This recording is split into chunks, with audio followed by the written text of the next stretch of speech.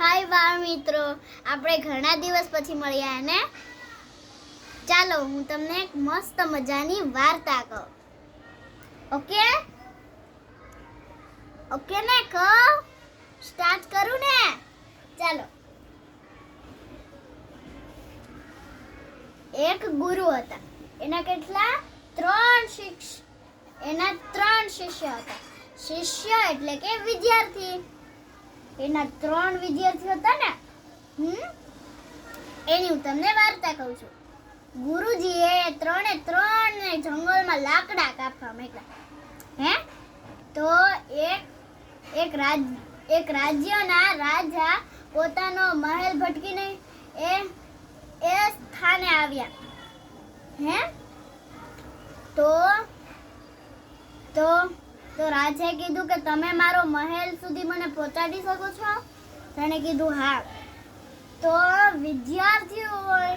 જે વિદ્યાર્થીઓ હતા ને, શિષ્યો, એના રાજ્ય સુધી મૂકી દીધા. એટલે રાજા ખુશ થઈ ગયા અને એણે કીધું માંગો, તમારે જે જોતું હોય માંગો, હું તમને ધન દોલત ગમે આપી દઉં. તો એમાં પહેલો હતો ને, એને શું માંગ્યું ખબર છે? એને માંગ્યું મને પૈસા દ્યો, આખું બિલ્ડિંગ ભરાઈ જાય તોય ઘણા પૈસા બાકી રહે, એટલો મને ધન દોલત આપો. તો પછી રાજા કે જા, તને બધું ધન દોલત મારું આપી દો, એટલે કે તને ઘણું બધું ધન દોલત આપી દો. રાજા હોય એની પાસે તો કેટલું બધું ધન દોલત હોય ને. તો રાજાએ એને ધન દોલત આપી દીધી. બાકીનો બીજો બોલ્યો, એને કીધું મારે ખાવા પીવા હાટું ભટકવું પડે, એટલે તમે મને મોટું મકાન આપો, પછી મને બહુ ધન દોલત આપો.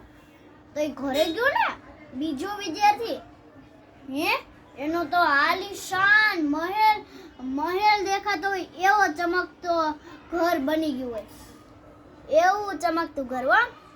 અને ત્રીજો હતો ને, બહુ હોશિયાર હતો. એને શું વિચાર્યું કહું? એને વિચાર્યું મને ભણવું છે.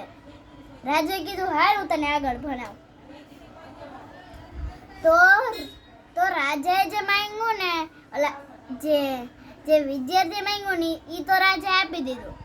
રાજાની ફરજ, કેમ કે ઓલો જે હતો વિદ્યાર્થીઓ, એને રાજાની ફરજો નિભાવી હતી, એટલે પછી રાજાએ એને એ બધું આપી દીધું. તો પછી ઓલો જે વિદ્યાર્થી હતો ને, જેને ભણવાનું કીધું હતું, એ તો આગળ જતા પ્રધાનમંત્રી બની ગયો. જે રાજા હતા ને એનો પ્રધાનમંત્રી બની ગયો. અને જેલા પેલા 2 વિદ્યાર્થીઓ હતા ને, એને શું કર્યું ખબર છે? બધું લંડોળત ઉડાડી દીધું હતું. તમને ખબર છે? અને રાજાએ એમ કીધું ચાલો ઓલા 2 બાળકો શું કરતા હશે? એક તો અહીંયા પ્રધાનમંત્રી બની ગયો, બીજા બંને શું કરતા હશે? તો એ તો ગયા. બંનેનું ઝૂંપડી જેવું નાનકડું ઘર બધું જ લૂંટાઈ ગયું હતું. કેમ કહું? કેમ કે એ બધા તો પૈસા ઉડાડ્યા જ રાખ્યા, શોપિંગ કરવા જાય, એવું બધું કરવા જાય. તો એને શું, તો છે ને, તો રાજાએ પૂછ્યું તમને આ બધું કેમ થયું? તમે જે પૂછતા હતા ને, મને ખબર છે તમે શું પૂછતા હતા ને, એ કેવી રીતે ઉડાડી દીધું, ને?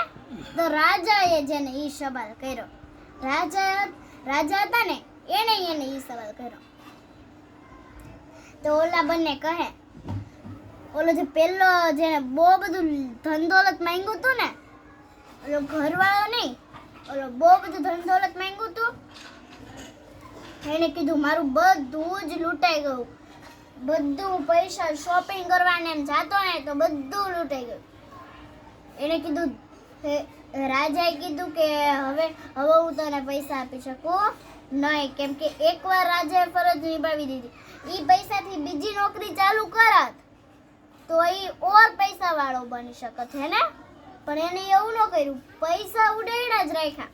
એને એમ કીધું મારી પાસે કોઈ દી પૈસા ઘટે નહીં.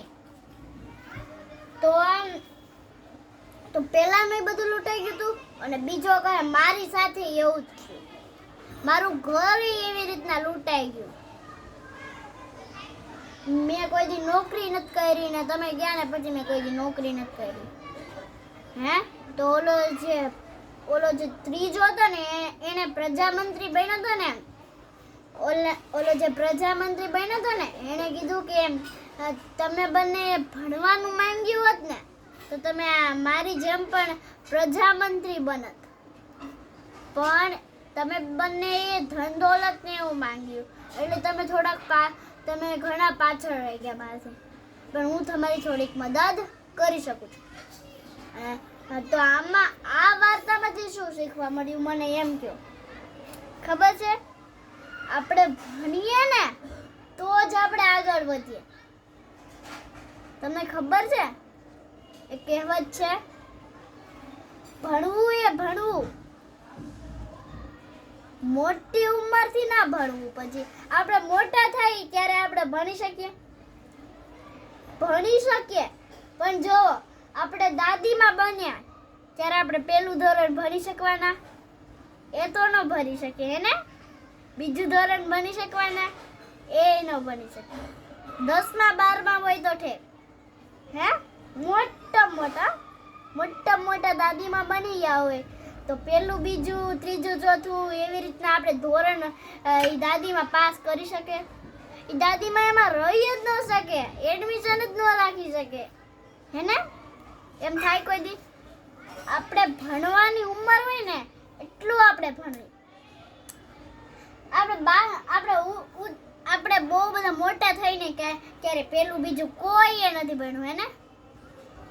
એક દાદીમાં હતા ને એને 10મા ધોરણની પરીક્ષા પાસ કરી. એને 10મા ધોરણની કરી હે. અને આપણે ગયા છીએ એ તો પહેલા ધોરણ બીજા ધોરણમાં આપણે કોઈ દાદીમાં બનીને જઈ શકીએ? ન જઈ શકીએ ને. દાદા બનીને જઈ શકીએ? ન જઈ શકીએ. એટલે આ વાતમાંથી એ ખબર પડે છે કે આપણે જ્યારે ભણતા હોય ને ત્યારે ભણવામાં જ ધ્યાન રાખવાનું અને ભણવું આપણે વધારે અને રમત ગમત ઓછી કરવાની. હે તો ઓલો જે ભણવાનું માંગ્યું હતું એ તો પ્રજામંત્રી બની ગયો હતો ને તો તમે આવી રીતના ક્યારેક ઓલું મોટી તમારી નોકરી થઈ જાય હે. તો આવી રીતના ભણવાનું વધારે રાખ. ઓકે, રમત સાથે થોડી ગમત પણ હોવી જોઈએ.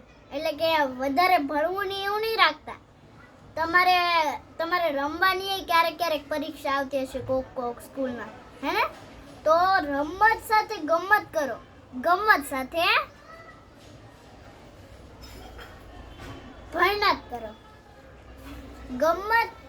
ગમત સાથે મને કમેન્ટમાં જણાવજો, હું નહીં બોલું. Bye bye. નમસ્તે મિત્રો, બાય. આપણે મળીશું આપણે કાલના બીજા વિડીયોમાં. ત્યાં સુધી બાય. જય શ્રી કૃષ્ણ. જય સોમનારાયણ.